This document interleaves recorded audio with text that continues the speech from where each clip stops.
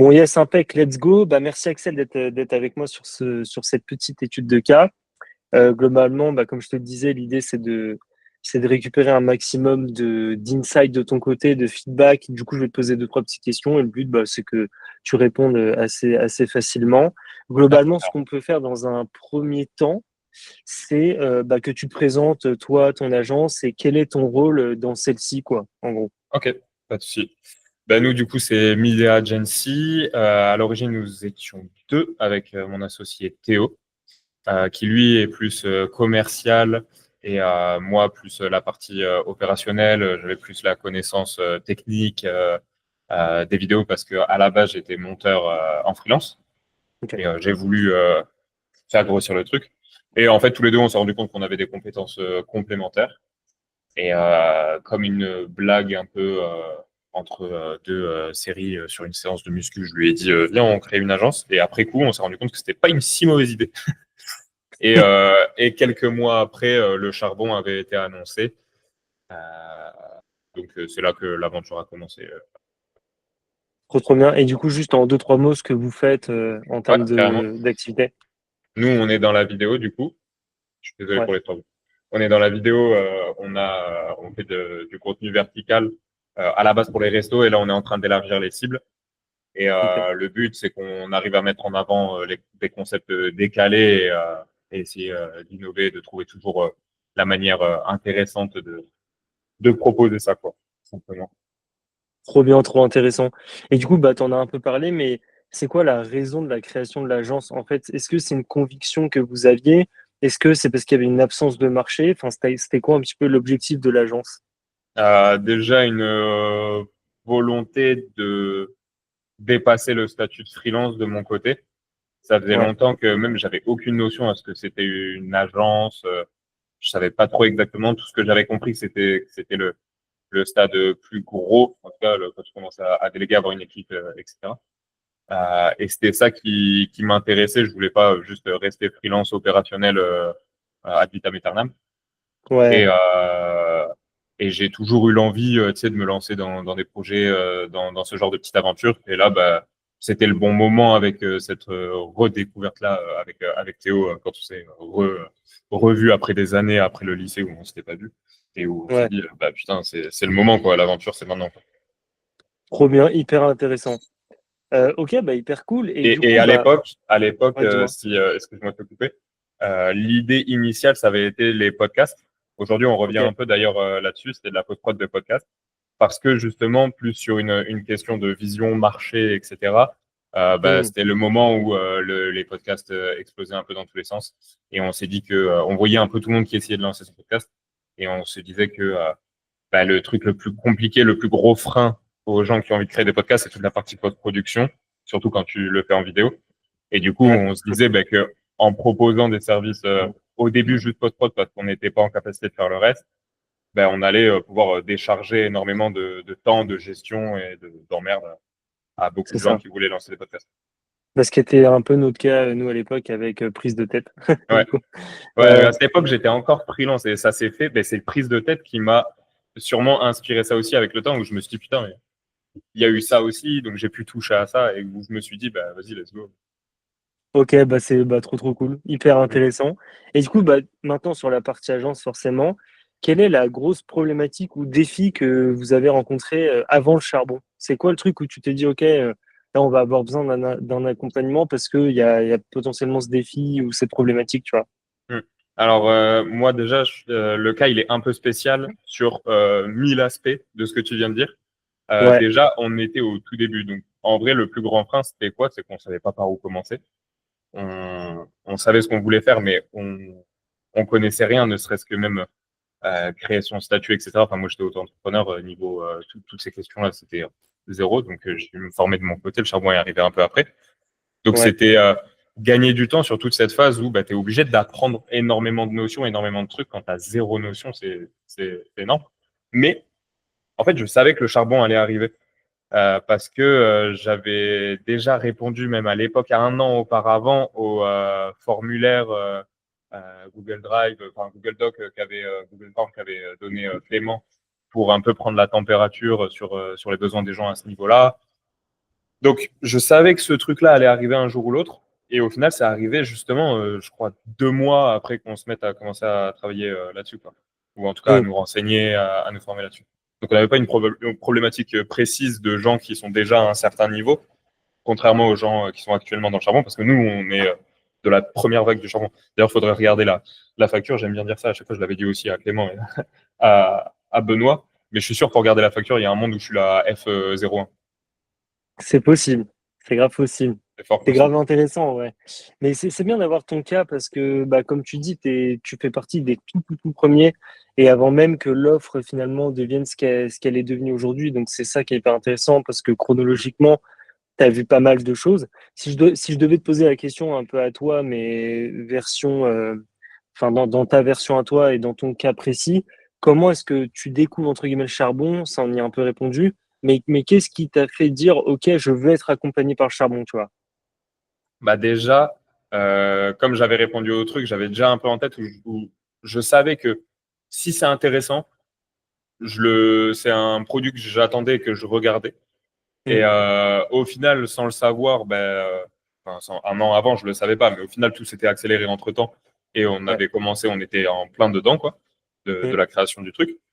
Et donc, quand Clément a annoncé son live, j'étais devant le live. Donc, en fait, c'est comme ça que ça s'est fait en direct sur le truc. Et en fait, je me suis fait totalement avoir. Enfin, avoir, je suis content, hein, mais par le webinaire du tout début, OK. j'avais été ouais, convaincu par l'argumentaire qui avait été sorti, tout ça. Ça avait OK. convaincu. Et, aujourd'hui, on considère encore ce premier investissement, surtout à l'époque, il était beaucoup moins cher le charbon. Mais pour nous, c'était de l'argent perso qu'on mettait aussi dedans. Et pendant très longtemps et encore aujourd'hui, on maintient que c'était le meilleur investissement qu'on ait fait à ce moment-là, quoi. Ça nous a fait OK. gagner un temps fou, même Trop sur cool. la suite, mais je pense qu'on y reviendra. Mais on a été très satisfait. Bah, trop bien, ça fait grave plaisir. Bah, c'était le but. Et puis après, de toute façon, comme tu le dis, le but, c'est aussi d'avoir, enfin, notre objectif, c'était surtout d'être bon et peu importe l'étape du charbon et le niveau d'avancement, parce que comme tu le vois, c'est une formation, enfin, un accompagnement qui est hyper évolutif. Et Mm. le but, c'est de jamais se reposer sur ses lauriers, entre guillemets, et toujours proposer des nouvelles choses et des choses qui fassent que bah, les agences arrivent pas à se lasser, tu vois. Mm. Donc, c'est assez intéressant d'avoir ton retour là-dessus. Et du coup, bah, donc c'est là où ça devient intéressant. Du coup, en termes de, parce que du coup, moi, je dissocie deux choses. Il y a les résultats plutôt quantitatifs et les autres qui sont un peu plus qualitatifs. Là, Mm. si on fait un petit focus quantitatif, est-ce que toi, tu as vu des changements approximatifs, que ce soit en termes de CA, que ce soit en termes de marge, de nombre de clients?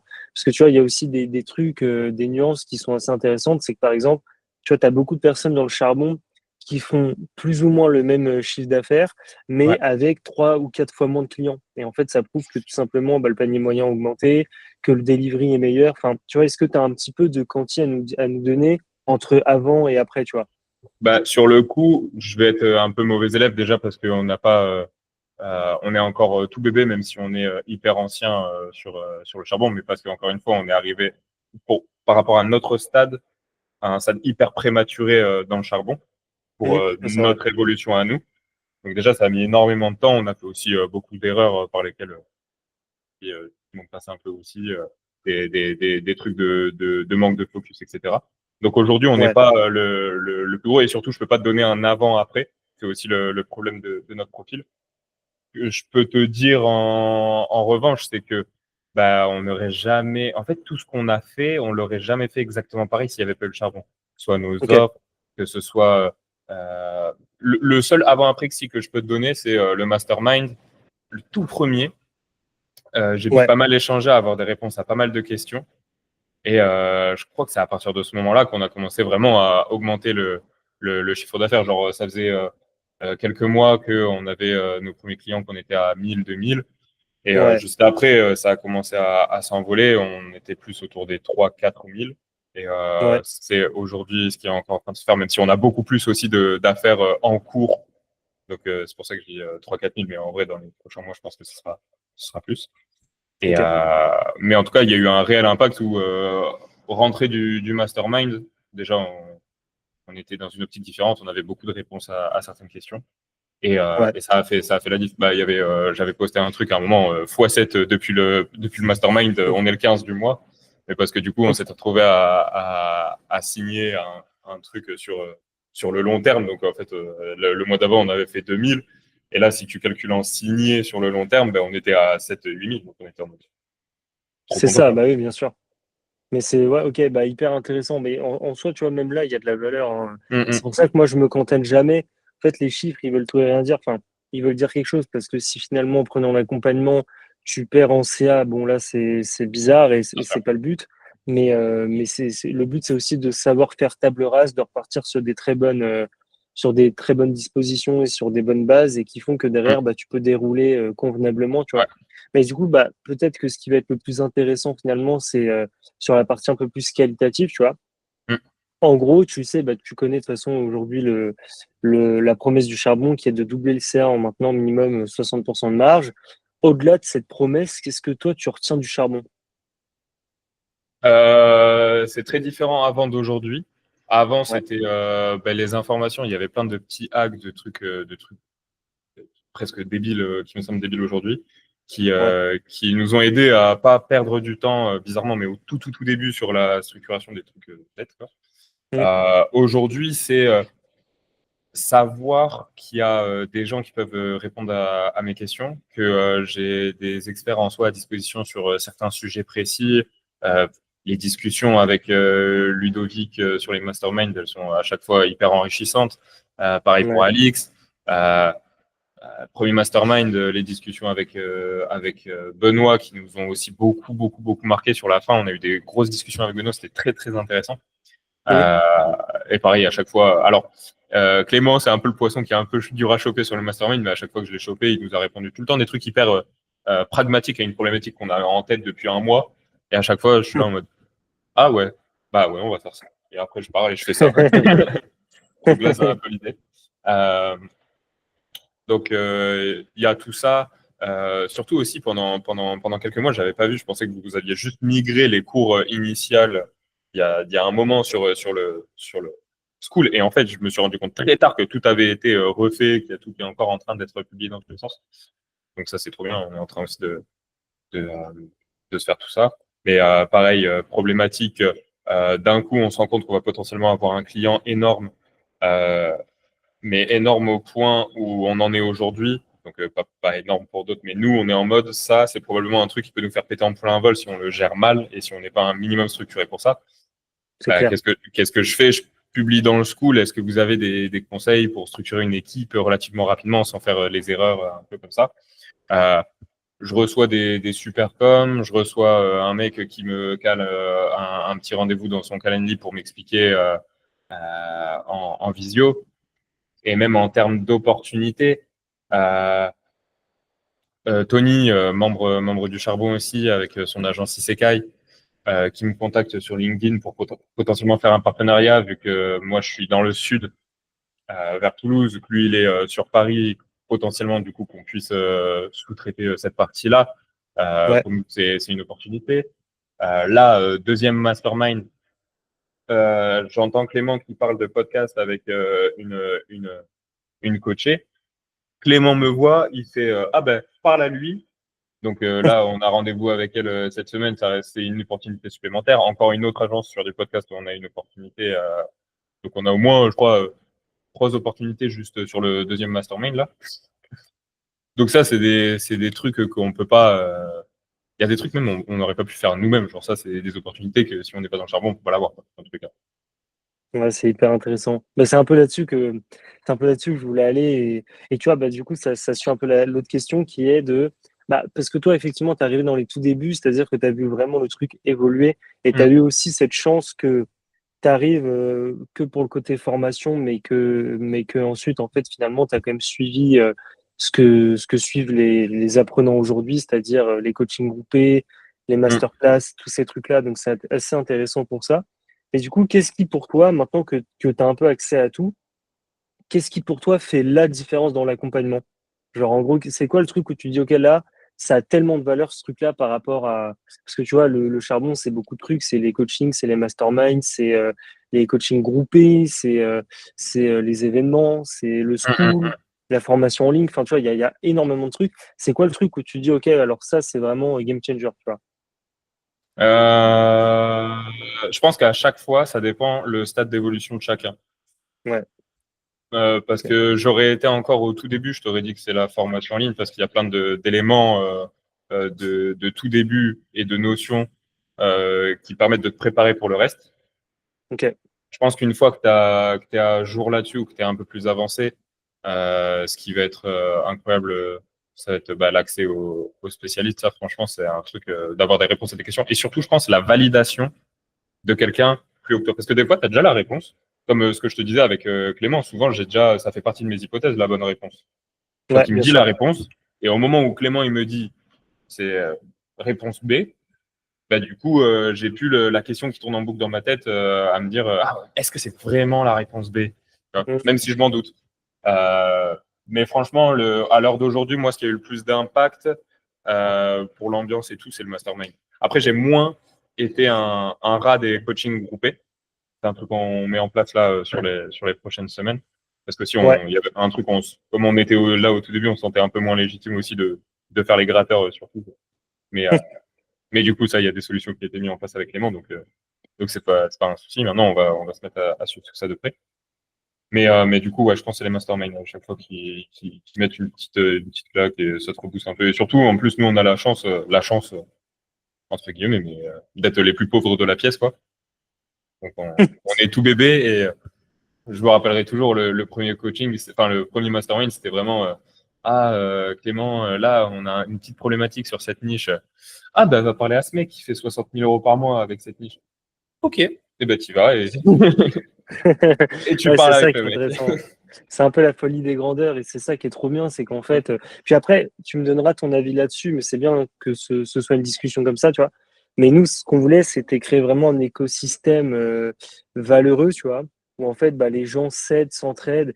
Et en fait, moi, j'ai quand même le sentiment que les gens sont jamais dans une forme de concurrence, tu vois. J'ai l'impression que même des gens qui sont sur le même secteur ont tendance à beaucoup s'entraider parce qu'ils considèrent qu'ils n'ont pas exactement le même business model, enfin, tu vois. Et je sais pas comment tu ressens la chose, mais j'ai l'impression que c'est plutôt pas mal fait en vrai. Mm, mm. Alors moi, je pourrais jamais être dans la tête de ceux qui nous ont aidés, en tout cas nous ont donné des conseils ou des pistes ou des trucs comme ça, parce que évidemment, on est un peu plus dans cette position-là que dans l'autre, Ouais, dans ok. la position d'aider que d'aidant. Mais c'est la réflexion que je me fais à chaque fois que je parle avec quelqu'un. Des fois, peut-être ma question, elle est pas, elle est pas très. Il n'y a pas beaucoup de tact parce que peut-être que le mec se dit ouais, j'essaie de gratter un truc, alors que moi, je veux juste avoir une réponse à ma question. Et en fait, les mecs, à chaque fois, ils répondent et je me dis putain, il répond à ma question. Bah, cool, quoi. Enfin, vraiment, le mec, s'il doit s'en foutre un peu, il est vraiment là pour partager. Et en fait, je crois que ça vient du fait que on est un peu chacun d'un notre côté chez nous, un peu des aliens dans notre coin, des ermites. Nos potes, ils font pas exactement la même chose que nous, à part si vous êtes entre potes dans la même boîte, mais du coup, vous posez toutes les mêmes questions entre vous. Et le fait de Ouais. rassembler tous ces gens-là, d'un coup, ils se sentent un peu moins seuls. Et je pense que malgré la concurrence, bah, du coup, ils s'entraident, tout simplement. Ouais, c'est hyper Parce intéressant que ce que c'est tu dis. cool, parce que ça permet d'avoir des discussions que tu n'aurais pas avec n'importe quel autre pote qui est pas dans le charbon, ou qui est pas entrepreneur, qui a pas son agence. Comme ça, c'est hyper cool en fait de rencontrer des gens qui font exactement à peu près la même chose que toi et de pouvoir Mm. échanger avec eux. Je pense que c'est ça le rapport qui se fait dans la tête des gens. Bah, c'est un peu comme ça qu'on le vit aussi. Bah, nous, après, forcément, avec une place totalement différente, mais c'est un petit peu ce qu'on veut. Ouais, c'est cette espèce de cercle vertueux où en fait, ouais, tout le monde s'aide, quoi. Et en fait, il n'y a pas cette problématique un peu de, ouais, non, j'en dis pas trop sur mon business au cas où tu me Mhm. voles deux, trois techniques. Non, j'ai le sentiment que les gens sont vraiment dans ce partage. Et c'est beaucoup ce truc de, bah attends 2 petites secondes parce que ce que tu veux faire, je l'ai fait.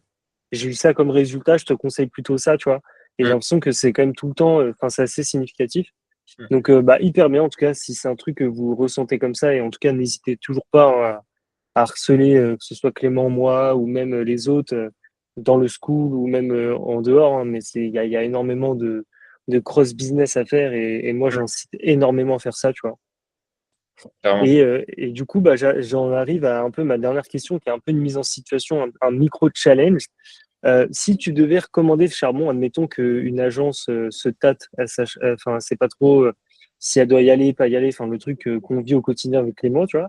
Si toi, en tant qu'agence du charbon, tu devais recommander le charbon sans pouvoir utiliser la promesse, qu'est-ce que tu dirais? Ce serait quoi un peu tes arguments forts, genre? Moi, j'ai pas eu besoin de la promesse actuelle pour adhérer au charbon. Et, euh, et je suis encore là depuis, ça va faire 1 an et demi, bientôt 2 ans. Donc Ouais. déjà, rien que ça, je pense que ça prouve qu'ils ont réussi à m'avoir sur le long terme. Donc déjà, c'est pas mal. Et ouais, franchement, faut pas trop non plus se prendre la tête. Je considère encore que ce moment-là, à minuit, devant le live de Clément, ça a été pour l'instant une des meilleures décisions en termes de gain de temps pour tout ça, d'avoir investi là-dedans. Donc, ouais, c'est un peu ce que je dirais. En tout cas, moi, de mon côté, je regrette rien. J'ai jamais vu personne regretter énormément. Toutes les personnes qui sont là autour de moi dans les masterminds et sur LinkedIn, etc., ils sont tous satisfaits, ils follow tous. Donc c'est un peu ça, quoi. Je pense que la promesse, elle est là pour rassurer, mais que il y a 1000 autres preuves aujourd'hui. La promesse, elle était bien au début quand c'était une nouvelle offre. Maintenant, je pense que les résultats des autres parlent plus que la promesse. Ouais, c'est grave intéressant ça.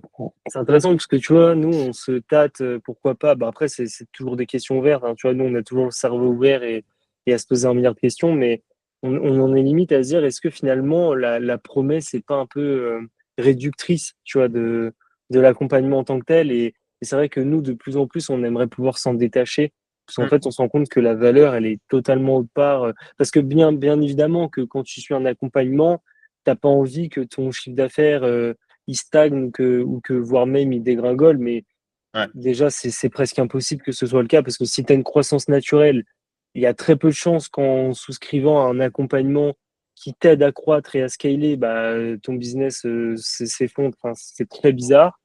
Et deuxième chose, on a le sentiment que tu vois, bah, la plupart du temps, presque tout le monde nous dit que la valeur, elle est partout, sauf dans les chiffres, quoi. Elle est ouais. vraiment dans l'accompagnement en tant que tel, enfin, tout ça, tu vois. Et nous, c'est vraiment, bah, c'est pour ça, je pense qu'on prend les choses aussi personnellement, vous le voyez, hein, mais il y a vraiment une Mm. certaine transparence. Enfin, tu vois, on essaye d'être ultra Ouais. authentique avec tout le monde. Et c'est cool si c'est perçu, tu vois. Mm. Bah ouais, alors, en fait, dans tous les cas, je pense que ça va avec le discours un peu actuel aussi que Clément peut adopter en soi, le CA, c'est un élément, mais bon, si tu marges à 5%, ton CA, il sert à rien, quoi. On s'en fout que tu fasses C'est 100 ça. 000 euros par mois si tu dépenses tout. Donc, en soi, ça reste un hook très intéressant parce que ça va forcément en rassurer certains. Ouais. Maintenant, c'est le truc au premier abord qui brille, etc. Mais une fois que tu creuses, tu te rends compte que il y a le reste, il y a les cas clients, il y a tout. En plus, maintenant, il y a les masterminds, donc il y a plein de trucs à faire avec. Tu vois les gens en physique. Au début, je comprends qu'aussi ce soit compliqué de faire adhérer les gens quand t'as pas trop d'images, etc. Maintenant, on a des images de gens en physique dans des masterminds. T'as les transformations parce que le temps a commencé à passer aussi. Donc ouais, Ouais. non, il y a deux points. Bon bah écoute, ça fait grave plaisir, mais en tout cas c'est hyper positif, c'est hyper entraînant pour nous et c'est ce qu'on vient chercher en vrai, hein, tu vois, donc on est assez content. Bah merci beaucoup en tout cas de ton petit use case. Je vais Pas de couper souci. l'enregistrement. Ouais, Je te vas-y. récupère. Hop.